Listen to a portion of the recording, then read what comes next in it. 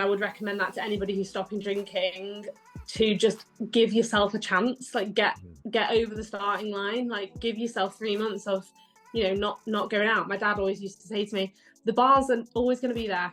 The pubs are not going to shut. If you do 3 months, 6 months, 12 months, believe me, they're all going to be open. So if you want to go for a drink in a year, go, and I guarantee you'll be disappointed because it's overrated. And I was like, yeah, it's so true. Drinking is the most overrated activity I have ever come across.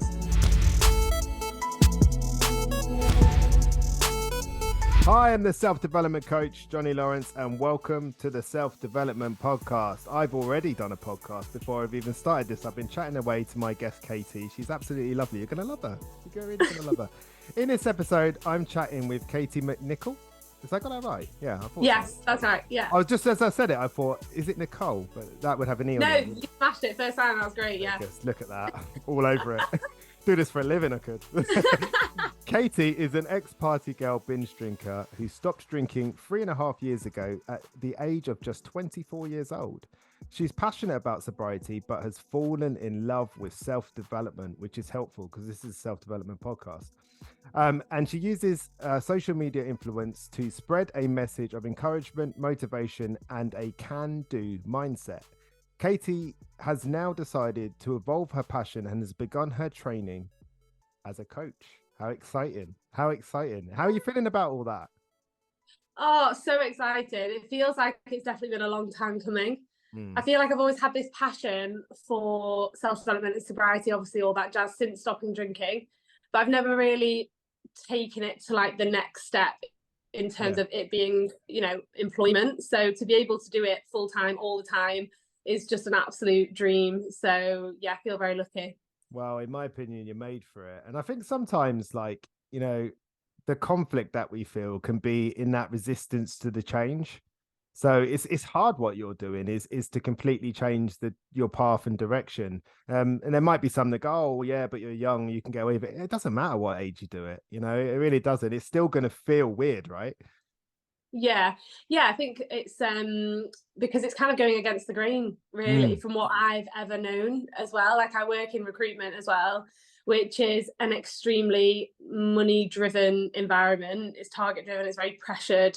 And, way back when I very first started in recruitment, I was drinking and stuff, and I needed the alcohol to kind of survive the environment in a way on the weekends to escape from all of that jazz. I've gone back into recruitment now because I thought that's what I should do, not what I actually wanted to do. And now, I've been doing it for 18 months. And as much as I love my business and my team and everything, the job is the job and it's not fulfilling me. So that's why I feel so blessed to have the clarity in sobriety to make the decision to do what I actually want to do. And also the bravery to do it, because I definitely wouldn't have done it if I was drinking, certainly not. No, and I think that's what sometimes that freedom that you get from that trap that alcohol can create for some people. I think that clarity and that freedom you get is such a gift, because it almost makes you feel like you've got no choice but to follow your path because you've got no other reason not to. So true. I've got this gut feeling. Oh, so sorry, my dog's barking. That's all right. We're all, sorry. We don't mind. Yeah, the dog wants to be on. I'll have to know. I know he's putting in his opinions on the situation. Yeah. What's the dog's name? Because I'll have to put him in the show notes now. Okay, his name's Ziggy. Ziggy. Ziggy, yeah. Oh, I love it. Great. I won't forget that name. After David Bowie, yeah, Ziggy Stardust. Yeah, my mum's absolute hero, so that's why. Anyway, I can't even remember what I was saying now. What was I saying? You were talking about clarity that you got from leaving. Oh yeah, that's it. From being sober. The intuition now inside me that this is the right decision to go down the coaching route is almost. It started as like a little niggle. And now it's so loud internally that I'm like, I can't seem to ignore you anymore. Like, I'm going to have to act on this. I literally love that. Because that is just somebody who's following their purpose, because your purpose will shout. It will shout. And sometimes they say that sometimes you use alcohol to drown things out. I don't know. Just an interesting statement, isn't it? And it's like sometimes your purpose is shouting so loud at you. But you either follow it and go with it, or you try and find a way to avoid it and ignore it. And I think you tried the other one, so it's probably worth trying the next one, isn't it? Exactly. Yeah, that one didn't work out for me, clearly. Yeah. So I think we'll go down this route. But no, I'm so excited to get going with it. Oh, I'm really pleased for you, man, and I'd love to sort of be kept updated on how it goes, because I've got a feeling there's big things in your future. Just saying. Thank you. Thanks. You heard it here first. But yeah, there you go. I knew her back when. But yeah, for those that haven't come across you yet, could you tell people sort of a bit about yourself and your journey so far, and all things Katie? Yeah, of course. Yeah. So I stopped drinking when I was 24. But to be honest, actually, I was definitely sober curious for years before that. I think I did my first sober October, which I didn't complete, by the way, when I was 20. So fairly young in the grand scheme of things, in terms of being sober curious, especially given the fact that was 8 years ago now. I think sober curiosity has moved, it's a lot more accepted now. Back then, I didn't know anybody who would even question taking a month off the booze at 20 years old. But now, thankfully, we're getting people more aware of sober curiosity. But back then, a lot more options as well, wasn't there? Yeah. Now even there's a lot more like alternative drinks and things like that. Yeah, massively. And then, I mean, there was literally a Beck's Blue, I think, if you were lucky. Yeah. Which you would convince yourself you liked, but you didn't. Yes, so it's just like the real thing. It's like, okay, we'll just play along. Yeah, so true. So I ended up sort of, toing and froing with sobriety for 4 years. And then in the end, I suffered really badly with my mental health. I had quite bad anxiety. I was on medication for that. And then I had bouts of depression as well during that time. So my mental health really was a driving force for sobriety. Also the fact that I was a major dickhead when I was drunk. And I was just so out of character, like so not in alignment with who I really am. And I felt as my drinking was going on, I was becoming more and more detached from my authentic self. My self-worth was terrible, and I just really truly didn't believe that I would really amount to anything, because I just felt like I knew I was holding myself back, but I was addicted to the habit of binge drinking and the escapism of binge drinking. So obviously, yes, I say now that it is a miracle that I managed to stop. I know it's down to me as well, but I do feel like there's a bit of magic sprinkled on top of it somewhere, because I really loved a bevy. Like, and I always say to people, like, if I could stop, like, I was like the queen of the bottomless brunch. Like, honestly, you name it, I was drinking on a Sunday, 11 a.m. Like, so when I stopped, I actually was living in Australia at the time. I moved to Australia, and then COVID came, and then it was lockdown. So during the lockdown, I was unemployed. I lost my job because I was living in Australia, and I lost my job and my visa and everything, and I had to come back home. And I was only about 12 weeks sober or something at that time. One of the most stressful periods of my life, to be honest. And how I didn't drink, I really do not know, because I was Googling like symptoms of a nervous breakdown. I genuinely thought I was losing my mind because I was so stressed in that situation. I've just explained the very top line of it. There was lots of other things going on. But when I was in the lockdown, I was like, well, I'm unemployed, got nothing to do. I'm 6 months sober now. I'm going to start blogging about it online. So that's what created my social media journey. And I started blogging as 20-something sober. But then I sort of realised after about 6 months of sobriety, I kind of want to be sober in my 30s, 40s and forever. So I'm going to have to change this handle. So I changed it. So I changed it to This Sober Girl. And then I was This Sober Girl for ages, like 2 years or something, maybe 18 months. And was blogging a lot about sobriety, built a decent following online.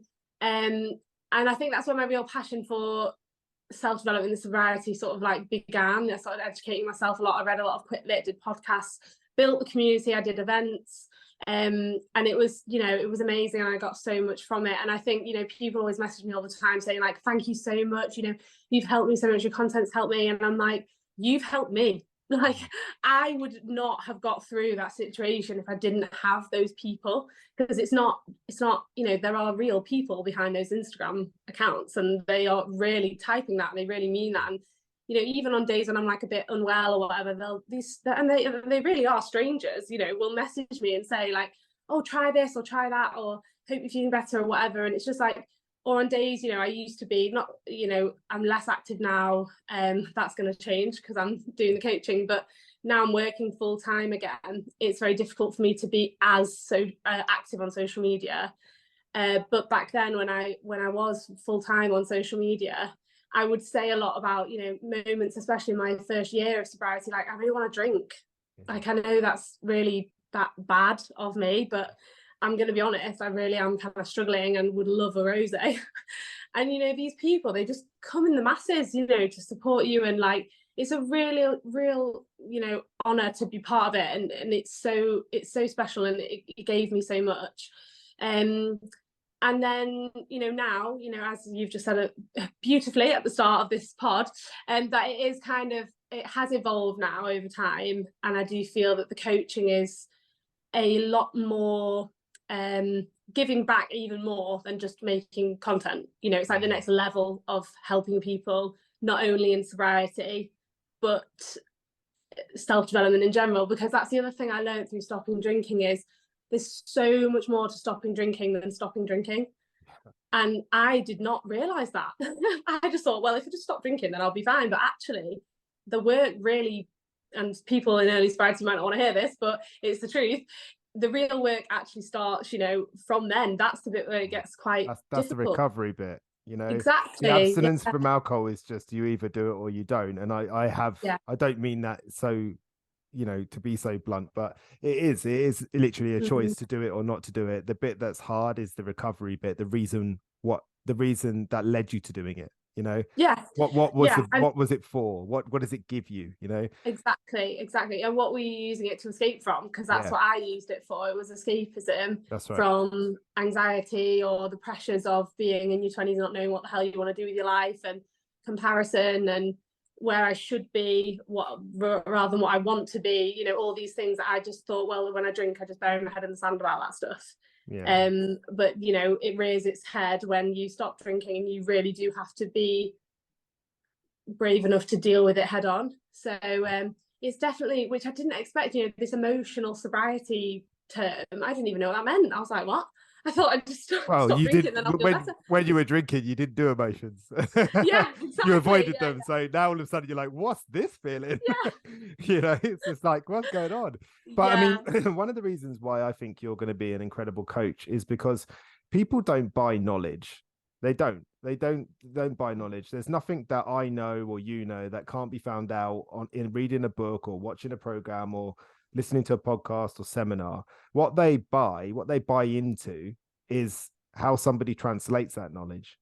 And all of that you did there with that sobriety, you pull people on a journey with you, and you were honest, like admitting when you're sort of, even whether you did it intentionally or not, you moved into being an authority in sobriety, and then you're there going, oh, I want to drink.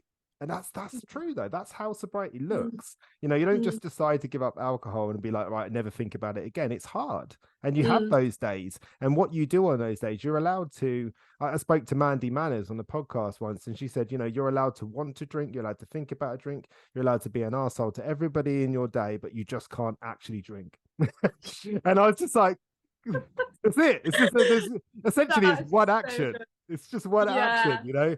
But it's a really hard one to do, and you can have the worst day under the sun, but as long as you don't have any alcohol that day, then you've still won, you know. That's it. And I think because throughout my sobriety I've dipped in and out of AA. My dad doesn't drink. He's not drank for 34 years. Oh, he's a big role model for you, isn't he? Yeah, huge. Yeah. And to be honest, I don't think I would have been able to stop so young if I hadn't had that role model in my life. Oh, I love that. I got goosebumps. That's lovely. Yeah, it's just because I feel like I knew there was another option from a very young age. And what's very sad is people don't think they have a choice because of the way that our society is drowned in ethanol. You can't, you can't, well, I have to. What do you mean? Of course, it's my birthday. Of course, it's Christmas. Of course, I have to have a glass of champagne. It's ridiculous to not, when actually it is, in my opinion, ridiculous too. But I think that's why I had, him as a role model. And you know what? He never, ever said to me, you have to stop drinking. Your life's falling apart, because as we know, it doesn't work like that. You just have to be, offer suggestions and support. Suggestions, support is never tell you what to do, blah blah blah. It's better to attract than demand, I think. Yes, and that's what you lead by example. Yeah, if you make something look attractive, you almost make it seem silly not to do it. Yeah. But as soon as somebody tells you like, oh, you should be alcohol free, you should be a CrossFitter, you should be vegan, whatever it is, then automatically you want to go no. No. Yeah, go lie on the sofa and eat a steak. Yeah, because everyone's got a little rebel in them, Yeah, can do the opposite. Yeah. So I'm really grateful for that. Actually, I had an education around alcohol very young. That's a lovely and it's obviously been very beneficial to me in my life, because God knows where I'd be now if I'd carried on bottomless brunching all the time. Wow, who knows where you'd be? You're right. Yeah, that doesn't bear thinking about, does it really? But exactly. I mean, there was some stuff there that you said. I mean, I first of all, I really admire your honesty. I love it. It's great because it's so refreshing, because a lot of people, whether I think sometimes in the sobriety world, people get put on this sort of proverbial pedestal. Maybe they don't ask to be there. Maybe people think, oh, they've got it all worked out, and that happens in coaching as well. People think you've got it all worked out. But being honest and letting people know how the real challenge is prepares them properly. It does prepare them properly, because if you think that you're going to go sober and it's just going to be a decision made and you're just going to move forward with it, no, everybody feels the uncomfortableness. Everybody, I mean, that first 2 weeks when I went sober, my dog never got walked so much. I literally just had to get the hell out of the house. It was just like everything was driving me crazy. Like that was the hardest year of my life. I literally didn't go out because I was scared to go out. I didn't know what would happen. I was blessed as well in a way. I know lockdown was a terrible time for most, whether it be physical loss or mental health or anything like that. I lost 2 of my uncles to COVID. So it's, I am aware that it was a terrible time. But also, I'm actually extremely grateful because I was a binge drinker, party gal, and never drank in the house and never drank in the week, really. Maybe towards the end, probably like on a Thursday, wine Wednesday, all that nonsense.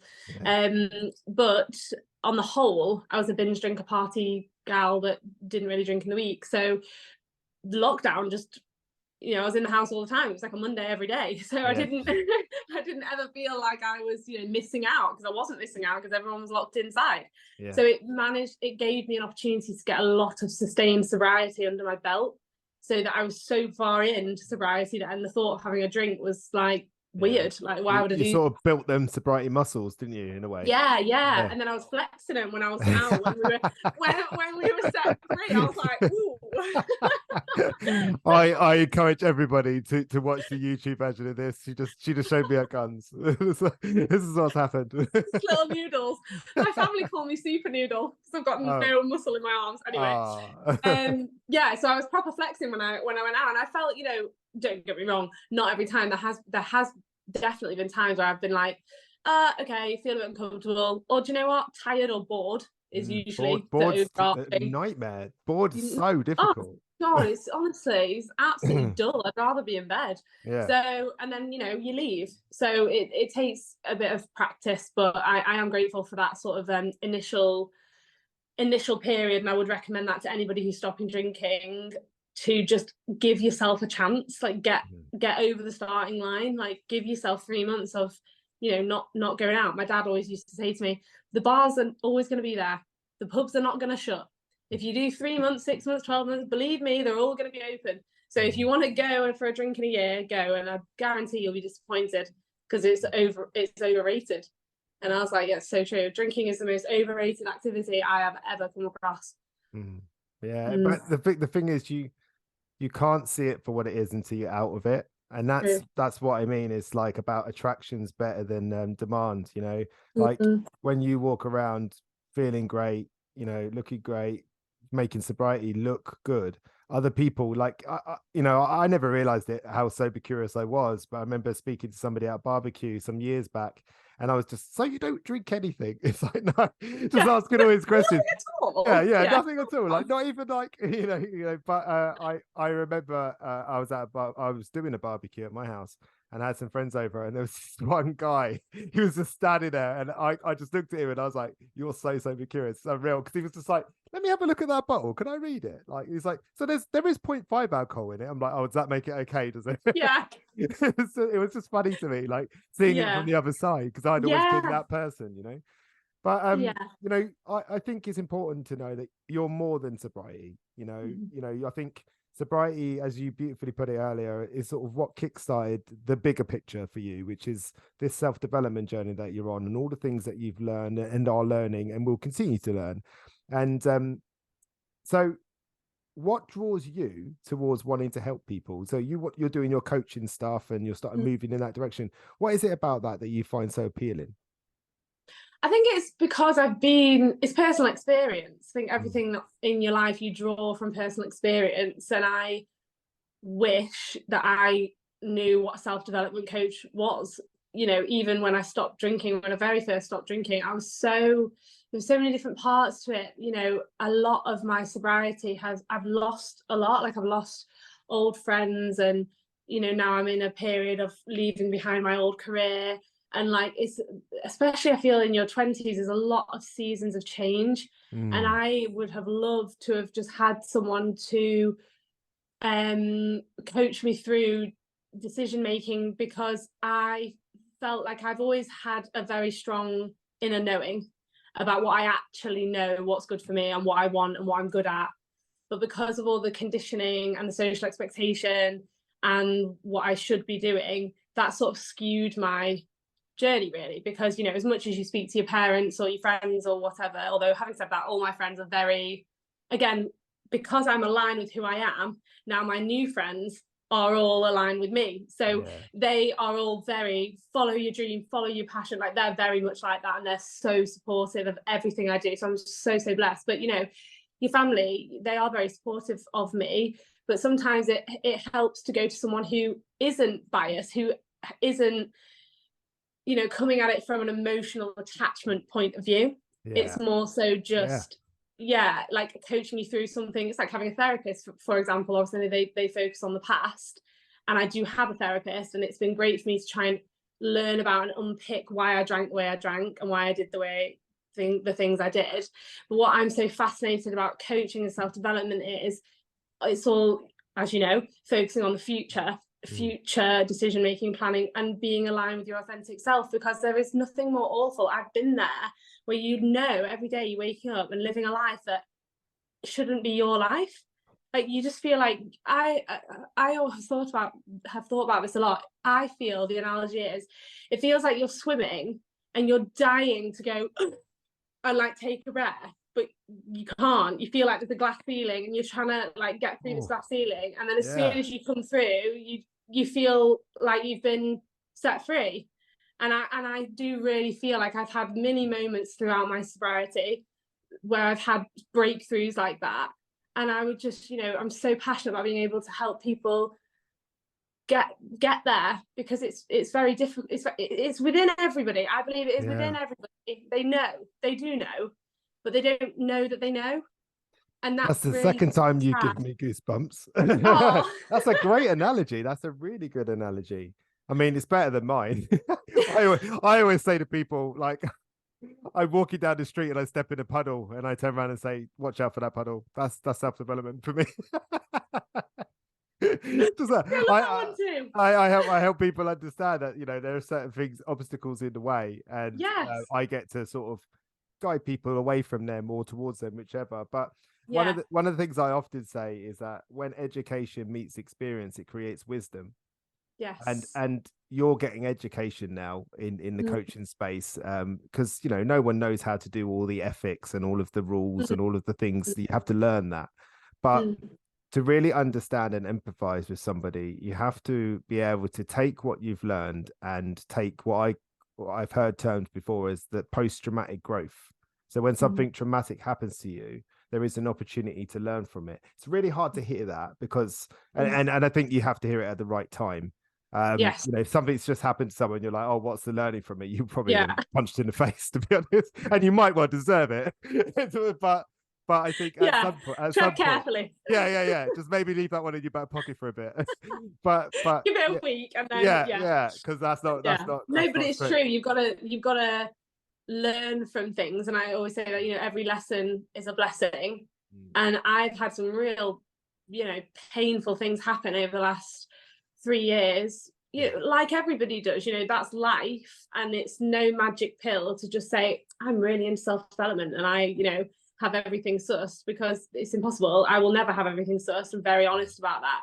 But to have the tools and experience and passion to help people towards, because their goals aren't going to be the same as mine, and that's a good thing. I think I did a post on social media last night about the expectation of your 20s and how your 20s are just, I just feel like it's rammed down your throat that your 20s should be the best years of your life, and you know, you're young and free, and I'm like, what? Like I just felt so, you know, like you say, so much pressure, so much expectation, and it's actually bullshit. Like you've got no idea what you want to do with your life. You're shit at relationships on the whole. Your friends probably aren't going to be your friends by the time you're 30.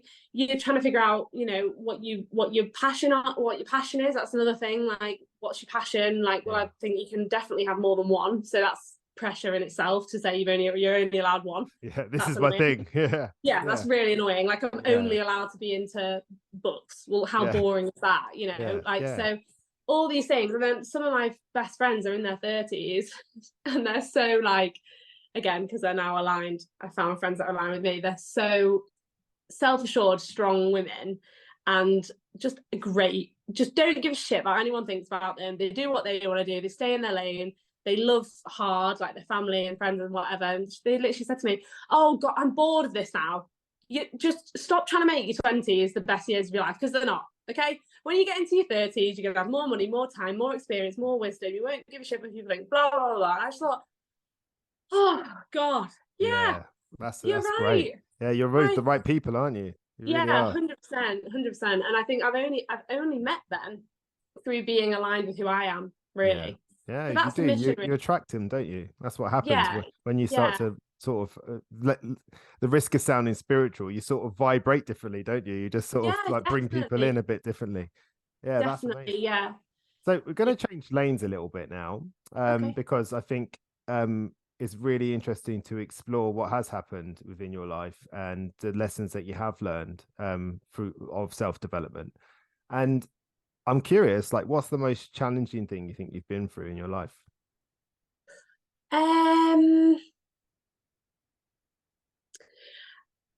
I think the most challenging idea I've had to face is that is the journey of figuring out who I really am, because it's really messy. Like, it's something that takes ages. And sometimes you think, oh, I've got it. You know, I've nailed it. I'm this, actually. That's and then the curse. and then you go down that route and you think, oh my God, I've never felt so empty. What the hell? This was completely missold to me. Like, what? And that happened to me. Like, you know, I went back into recruitment, and I am, this is a very British thing to say. I was going to say, I don't want to blow my own trumpet, but I am very good at my job, and I, you know, I perform well in work, but that almost is a negative thing for me, because it keeps me trapped where I am. Because high performance, you feel like, well, I'm really good at it and I earn well and my team are nice, but it's an obligation, isn't it? It comes with that. Yeah, exactly. And so it takes bravery to go. And also self-belief has been something that I have really struggled with, which is strange, because my dad has always said to us, drilled into us since we were kids, you can be anything you want to be. And I think his sobriety is maybe something to do with that, but he's massively into positive attitude. Your dad sounds amazing. Honestly, he's a legend. He really is. I'll get him on the podcast, I reckon. Honestly, you should. He would love that. He would really love that. He's got an amazing story. Really? An absolutely amazing story. But you can invite him on and I'll let him tell it. But you know, a positive mental attitude has been huge. Reframing my thoughts. Because I used to catastrophize with my anxiety and stuff. I'd be like, you know, think of the worst thing as a way to protect myself. But really, it was always then a self-fulfilling prophecy. So then the worst thing would happen. I think, oh, well, of course, I knew this happened to me, you know, that negative spiraling. So a lot of the biggest challenges I think I've faced have been to do with my mindset and trying to learn to reframe and believe in myself. And all those things they're all part of the same. They're all one of the same. But to work on them at separate times in different circumstances, it takes time and patience. Yeah. Patience as well. Which is hard when you're in your 20s. It's hard. Yeah, not necessarily got lots of experience with patience at that point, have no. you? No, not at all. I want it and I want it now. Yeah, but we live in that type of society. You know, if you want to listen to a song, you go to iTunes. If you want to watch a film, you go to Netflix. If you want something to buy something, you can get it next day delivery on Amazon. It's like everything is instant. So when you're told no, wait, it doesn't feel right. It feels like it goes against the grain, as you said earlier. Yeah, but, and it's the fear of it, like the age-old phrase of like feel the fear and do it anyway. Yeah, because the fear is the thing. Ready. The fear is the thing that's scaring you. Yeah, it's the idea of it more than it is, you know. Because I'm curious, like when you say self-belief, what do you know? And it's probably putting you on the spot, but what do you think you mean when you say that self-belief?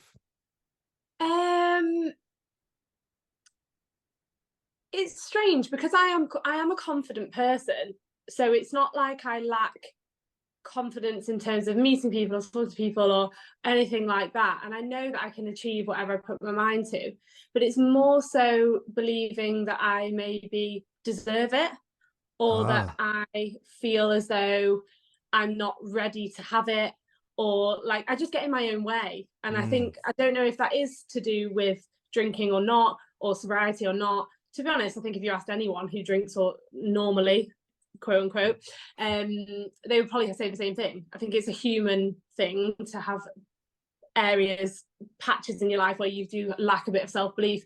But someone said to me once, evidence breeds confidence. And I thought that was a really great phrase, because you just start, make loads of mistakes, and once you start to win and learn and grow, then the confidence will come. But yeah, I think that's something I'm still working on that now, to be fair. And you might always be, you know, but you know, when you see a baby learn to walk, it doesn't just get up and nail it.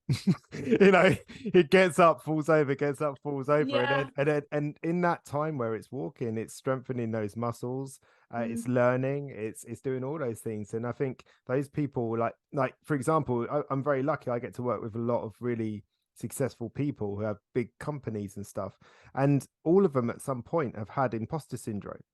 So to me, that suggests that imposter syndrome has to be part of the process.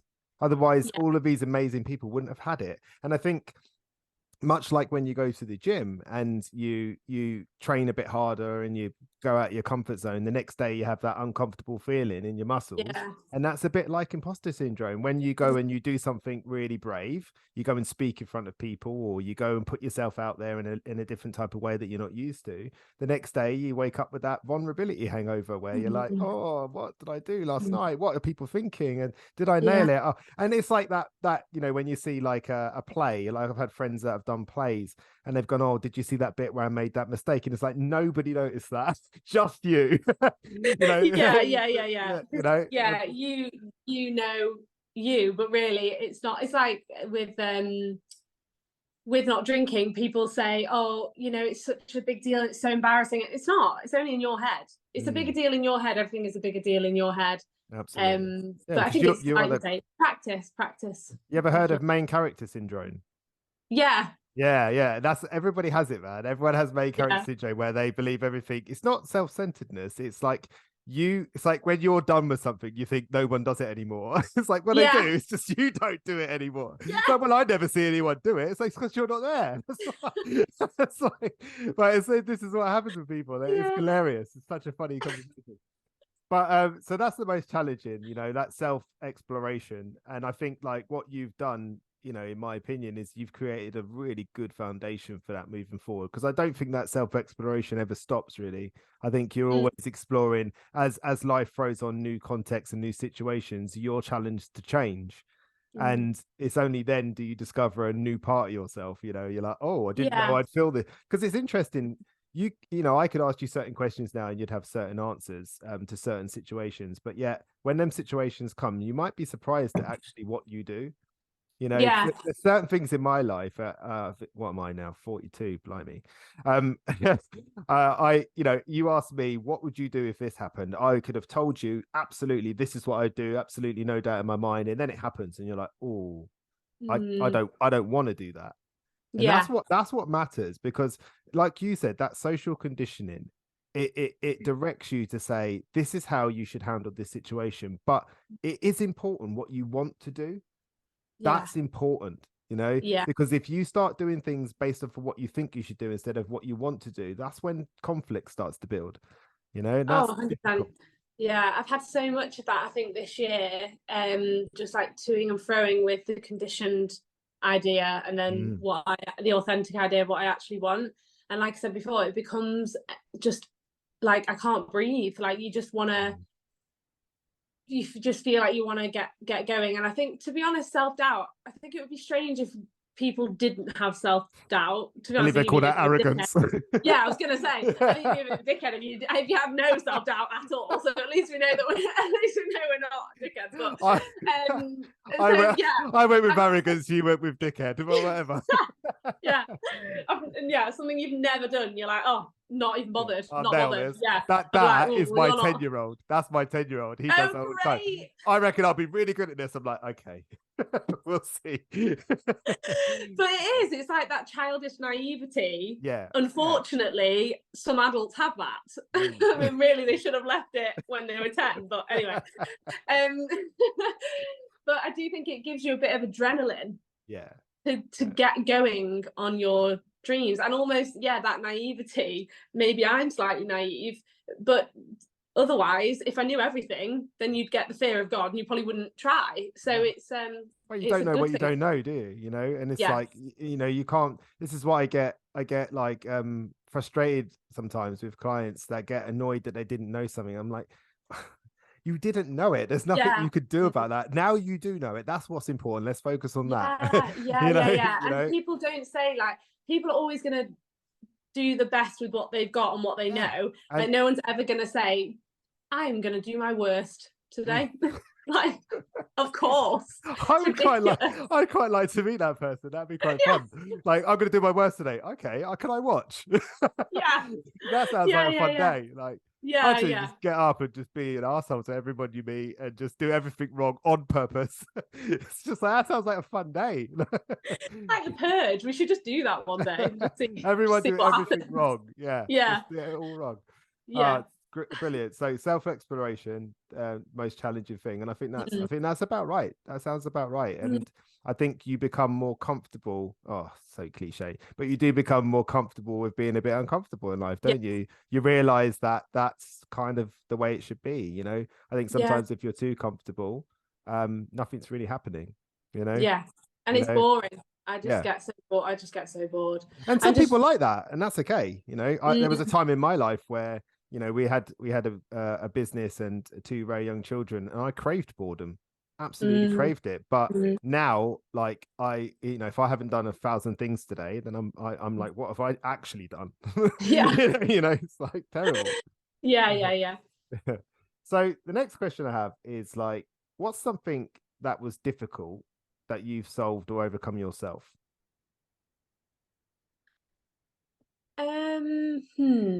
Something that's difficult that I solved myself.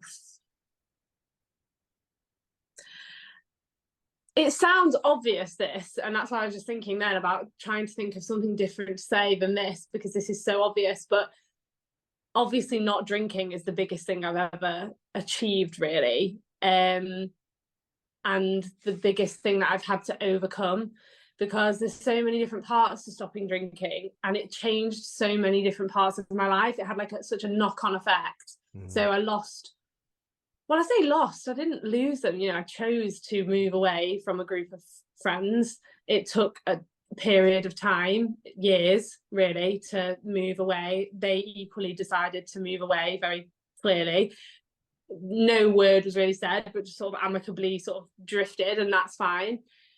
So, but technically, I lost my best friends that were my best friends for 15 years. Yeah, it's hard. And it is hard, Yeah. but because it happened slowly, it didn't feel hard, which is It felt weird. natural, maybe a bit Yeah, more natural. yeah. But then it's only really on reflection you think, oh wow, okay, well you lot were my best friends for 15 years and now nothing. So that's strange, but also that's growth. Mm. Because they probably have less in common with me now, and I have probably less. I wouldn't know because we don't really speak, but probably less in common with them. So Yeah. finding new friends, female friendship is, I mean, it's the biggest blessing in my life right now. My friends are absolutely amazing, but to lose friends, especially in adult life, it's very difficult to make friends in adult life. It's very scary, I think, to try and make friends. It's just not a concept or a skill that is like taught. I feel like romantic love, I feel it's rammed down our throats every day in so many different forms, but platonic love I don't feel is. And I think one of the biggest things I've had to overcome is the idea that everything is temporary, like nothing is forever, and I'm actually okay with that. Like my friends right now, I love them to death, and I'm pretty certain that we will be friends forever, but it's taken like a bit of trial and error. And that's okay.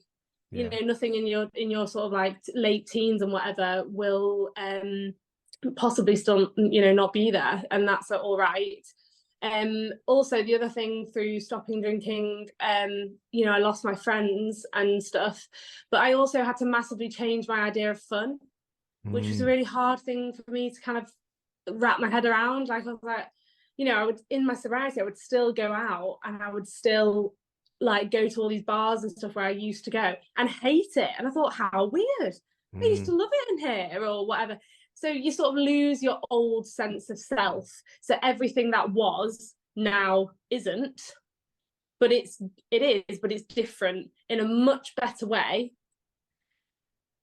But that was just a hard thing for me to kind of wrap my head around. And it has taken quite a number of years to kind of fully accept that is, I'm a completely different person now. Yeah, I bet you are. All because of that one thing. So it's just a bit of a mad concept that like, oh, you just like stop that one thing and it changes everything. You know what's interesting is that I ask you, like, what's something difficult that you had to solve or overcome yourself, and you started with sobriety, but actually I think the answer to that question, and that you have said that, is challenge your sense of self. That's, if you think about that, that's a really hard thing to, like, if I just outright said, I think you should challenge your sense of self, you'd be like, what? First of all, what does that mean, Yoda? But it's like, it is a really hard thing when you've grown up like with everything being a certain way, and then all of a sudden you're learning it's not. That's anxiety inducing. Hugely. That is probably actually the very definition of anxiety. It is. And everything. And that's why I was at the start of the question, I thought it's not really about sobriety. You're exploring it. That sort of kick-started the journey onto my sense of self. Everybody's kickstart or catalyst is different. Mine was I stopped drinking. Some people may end a certain relationship or friendship or job or whatever it is. Mine happened to be stopping drinking because that was the destructive force in my life, then led on to everything else. And that sense of self thing sounds so deep and like you say, Yoda-ish. But spread wisdom, really, you will. Yes. But it does feel like, although it is the hardest thing to overcome, once you've kind of got it, that's where the real fun starts. Because now I'm so aligned with everything that I should have always had, like a career in coaching, my amazing friends that I hope will be my friends forever, but also being comfortable with the fact that my sense of self may change again. Because I'm only 27. Like, I'm not saying I've got it sussed now. That'd be weird. So so my 10-year-old says that all the time. He's got it all worked out. Like, he was telling Granddad the other day, who's 70 odd, he was telling him about life. It cracked me up. I was just listening to it. Granddad's like, "Oh, right." Good to know. Thank you. I've got 70 years. I didn't know that, Henry. Thanks. But I mean, I think what you've brought up is a really important thing, and that is that relationships, I think automatically we get into relationships with this belief that it's permanent, that when we meet that person on that course that they're going to be your best friend for life, or even because you've had this really intense experience together, or you went to school with somebody, or you worked with someone in a job for 10 years. But actually every relationship has a beginning and an end. And I think sometimes what's difficult is when you try to sustain a relationship that's done, you know, when Draining. it's just nobody wins in that situation. And I think if you can catch it at the right time, you can do what you've done with your friends, where you're all like, this isn't working anymore. Should we just, don't want to have the difficult conversation, but let's just gravitate away, Yeah, you just grow apart. Yeah, that's right. And that's okay. It's very, very normal. But I don't think it's something that's talked about enough with regards to platonic friendships. With romantic relationships and stuff, I think it's talked about a hell of a lot, probably too much. But that's a separate topic. But I do think that it is something that people probably should just be a bit more self-aware of, that it's okay. And like they say, don't they, what's that phrase, that every a friendship is there for a reason, a season, or a lifetime. I love that. Yeah, and I just look back on my friendships, I think, well, that was for a reason, that was for a season, and actually you lot are for a lifetime. And it's nice to know that it's okay that they're different. Yeah. Third time you give me goosebumps. Well done. So obviously we're doing rubbish with these questions. I've got loads, but clearly we just love a chat, do we? So sorry, I wish I could just give a straight answer. No, I love it. That's what it's all about. It's all about exploring these things. These questions this is sort of like these are questions I ask people when I really want to get to know them, like get to understand them. Yeah. Sometimes if you just like, so tell me about yourself, it's like yeah. I've got brown hair. It's like quite cool. That's good. Good start. But I mean, what do you think makes you uniquely you? I think the fact I'm a very, very emotional person. Yeah. And I'm very in tune with my emotional self. And I think sometimes when I first discovered this about myself, I thought it was a bad thing. I was like, oh my God, I feel sadness a lot more than anyone else. But then I thought, well, actually, no, because I will also get so excited about things and so passionate about things and so angry about things. And I feel emotion, the full scale of every emotion. I feel it very intensely. Yeah. And I actually think that adds a lot of colour and vibrancy to my personality. I think it's what makes you uniquely you. Yeah, I'm happy with that. Like, I think it's a good thing. But as long as you know how to name it, because I think a lot of people don't know how to name their emotions. So then they just get frustrated or upset. And especially with anxiety and depression that I have, suffered with over the years. Nowadays, if I feel anxious, I can name the emotion, and usually I can pinpoint why I feel that way, and it helps me manage it more. So being more in tune with my actual emotions and knowing what they are and why they're there has helped me manage my mental health a lot better. That's a really good thing to say, that, because that's important. So like that awareness can sometimes almost make the problem go away, because it's like, I think sometimes 100%. What we get upset about is that we feel like we shouldn't feel the way we do. Yes. But we do feel that way. Yes. And trying to tell yourself that you're not, it's not going to help, because you do feel that way. And when you do feel that way, and then you do what you just said, you look into it and you go, oh, wait, no, that makes sense. And as soon as it makes sense, you accept it and you move on. Yeah, exactly. And it's that age-old thing of people saying like, oh, don't cry, why are you angry, and I just don't agree with that. Like, your emotions are trying to tell you something. Absolutely. If you are anxious, is a reason why. If you're angry, there's a reason why. You should never try and just brush over it or blur it out. Feel it, sit with it, respect it, because it's there. It's there for a reason. Yeah. It'd be absolutely bizarre if everyone was just happy all the time and like. Well, I think you actually get medicated for that. Yeah, exactly.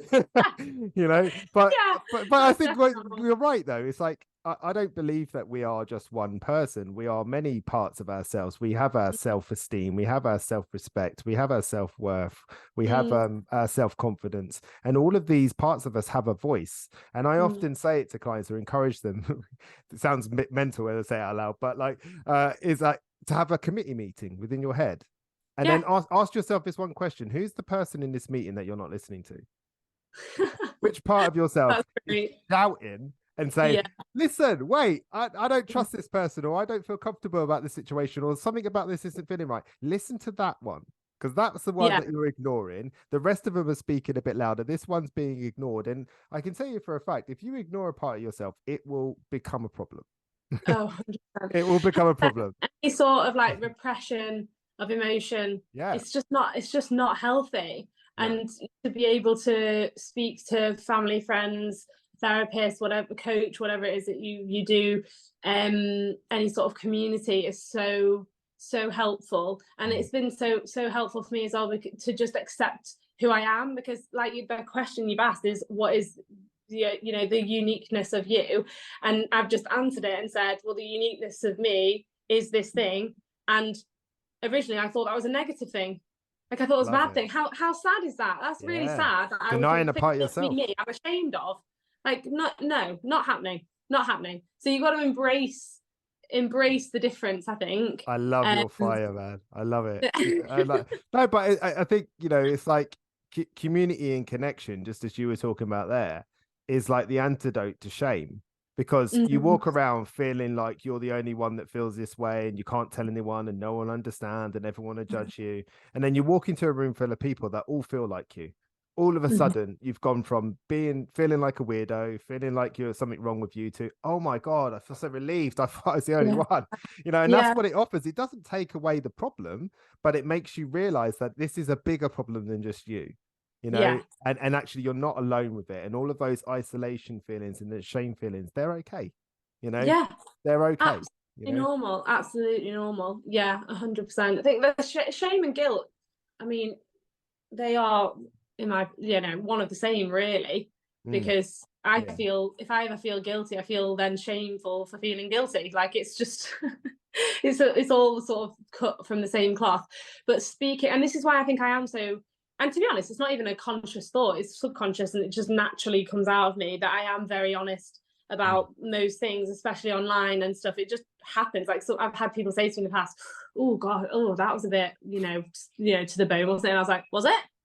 I don't know, like, is it? Like, you yeah, tell stories about like what you've been through, especially with me and my mental health and stuff. I read some of my old captions and I'm like, oh wow, that was detailed and quite heavy, but like I'm okay with it, whatever, because the yeah, comments are like, oh my God, thank you, I feel the same. And it helps break down the stigma of well, in my case, my subject matter then was drinking and sobriety and stuff and mental health. It breaks down the stigma, and I think we just need more of it. Like, yeah. we're all in the same boat. One of the biggest tools that we have at our disposal as coaches is validation. Is helping Mm. somebody feel like, because you see it in your friends, they'll be telling you something and they're watching your eyes to see whether it's okay to tell you the next bit. Yeah, And if you look shocked, surprised, or judgy, they shut down. They won't say yeah, anything else. They're yeah, done. so true. So But it's that power of like labeling as well. It's like, I think as soon as you label something, it's so much harder to not do it. It's mm, like if you have tendencies that could be compared to perfectionism, and then you call yourself a perfectionist, that's it then. You're a mm, perfectionist and you're mm, committed to that perfectionism, and it becomes really difficult to move away from it because you've mm, labeled yourself a perfectionist, mm. and it Yeah, becomes a self-perpetuating cycle. It can be really difficult, but yeah, I think that's a really great answer. What makes you uniquely you? Your emotions. yeah. Love And it. the whole plethora of them all. Yeah, all of them, and you can All of take them. them, all or none. Yeah. So I only got like another couple of questions. But what's the one thing that you thought was true that you found out was false? That I'm an extrovert. I'm not. Oh, Yes. interesting. See, I answered that quickly as well. So You that's how I did. know that. I didn't even need Yeah. to think about that. Yeah, no, extrovert. For years, I thought I was an extrovert because I was like loud and loved being out and like partying and seeing Yeah. friends and stuff. And then in recent years, I find I love people so much and I need human interaction, Yeah. but I also need a bath on my own, reading, journaling, meditating, just chilling, going for a walk on my own. Like I do, and I find social situations where there's a lot of people, even if it's just my family, if there's a lot of people and a few people I don't know, that makes it a bit more like, I'm not like, I don't get anxious or anything. I don't have social anxiety, but I'm just not the loudest in the room. And I'm quite No. happy to just sit there and observe Yeah. and just like, Do you like listening to people? yeah, Yeah, I yeah, like listening to people too. I enjoy yeah, just that, have, you know. yeah, It just might hear look a about bit them. creepy though, walk into a room full of people you know everything Just about them. like, They're like, who's that guy? yeah, Like, you're I like, like to think I've got music as I walk out. yeah, It's all black and white. Who is he? He's a mystery. we'll never know. No, never know. Just tip my hat and walk out. Yeah. But have you ever heard of like ambiverts and omniverts as well? No, what's that? No, it's like a mixture of the two.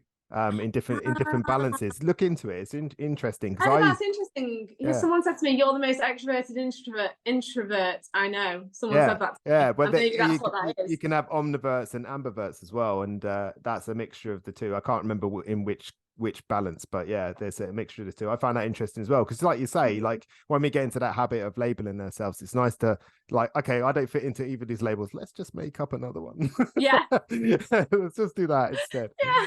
You know. Okay, so let's go.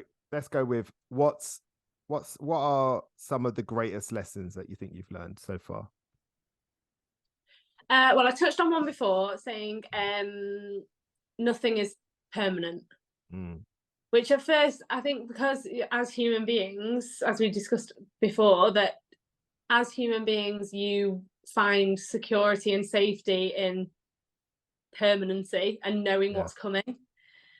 So for me, at first, when my friend said that to me, I thought, oh, I don't really like that. Like, I would like a bit of permanency.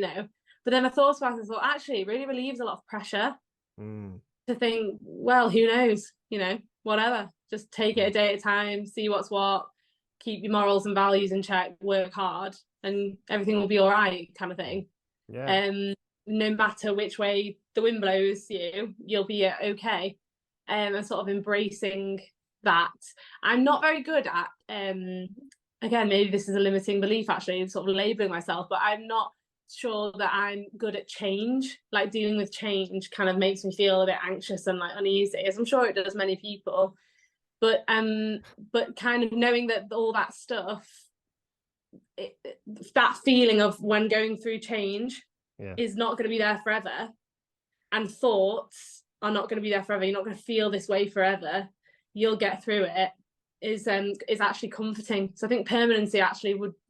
I used to think it'd be a good thing, and now I think, oh God, no, nothing worse. Well, you change, don't you? As you get older, you change. If my life was the same or my environment was the same as when I was 20, I'd hate that. Yeah, I'd hate that. But can yeah, I offer you a reframe on that where you said you're not very good at something? I think sometimes it's more helpful to say I'm not very well practiced at it. Okay. yes, I'm not very well practiced at it. I haven't done it enough times yet, but because there's lots of things, if you think about it, you never used to be good at, but you've practiced them a lot more. yeah, And now you're really good at them. So yeah, yeah, yeah, true, yeah, yeah, yeah, true. I'm working on the change, embracing change. I'll yeah. practice it more. There you Yeah. go. I love that. I love that. I'll practice that change more. Yeah, because that's like a nice little commitment, isn't it? It's very Yeah. fluid. Yes. Yeah, definitely. Yeah. So, last question is there anything that you would like to pass on to people that you think could help them with their self-development? I think and this is again from personal experience, learn to take time for yourself, Mm, because you can't make a decision based on what you want or who you want to be when you've got everything else rammed down your throat. Like, you need to have some quiet time. And I don't necessarily mean meditation, mm, because that's not off everyone's street. It's very spiritual, and I do it. I feel the benefit of it, but it's taken me years to get to that point. Go for a walk in nature, but don't listen to a podcast. mm. Don't take your phone. You're Don't just such a rebel. yeah, look at me. I'm walking around, people thinking I'm some sort of weirdo serial killer. It's like when you see people in the gym with no headphones, I think, oh my God, you're doing sex with no music. I That's love the way weird. you jumped to serial killer. Wow. catastrophize. are not walking and listening. They must be murdering. Yeah, exactly. From one extreme to the other. Yeah. But yeah, like just taking time, you know, they say, you know, mindful, don't have your phone whilst you're eating, don't take your phone into the bathroom, don't, just all these little things that I do now. And like I've had most of my brilliant ideas in the bath, or like on a walk, or in the shower, or because it's just silent and you can actually get to like know your actual thoughts instead of everything else that's shoved in. So yeah, alone time I think is important. Yeah, I love that. Like, just I always try to ask people, I say, like, make a date with yourself. Yeah. You know, like, because you schedule everyone else in your life, don't you? Everyone goes in your phone, in the calendar and that. So when you look at it, where's that time in there that's for you? Where is it? It's like, no, it's not there. So I think that's really good advice. Really good. Like that a lot. So thank you so much for today. It's been really funny. I've had such, and really insightful, and it's been nice getting to know you. But what's next for you, and where can people find you? Well, what's next for me is coaching full time. So my Instagram handle is _Katie McNicol, and my TikTok is the same, _Katie McNicol, and my YouTube is Katie McNicol. There's a theme here, guys. There is a theme. There's a theme building here. I can't quite put my finger on it though.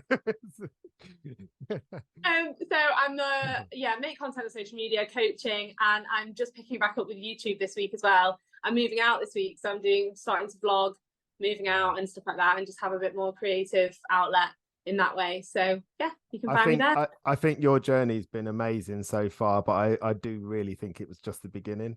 And I think if anyone's gonna follow anybody and watch a really great journey unfold, I think it's Katie. But just before you go, how annoyed are you that someone took that handle without the underscore? Is that annoying? Honestly, don't. It makes my blood boil. Oh, how did I know that? Listen, so annoying. I think I'm going to go before I have to put this in the explicit section. I'm going to leave. But thank you so much for your time. It's been really lovely talking to you, and hope to do this again someday. Yes, definitely. Thank you.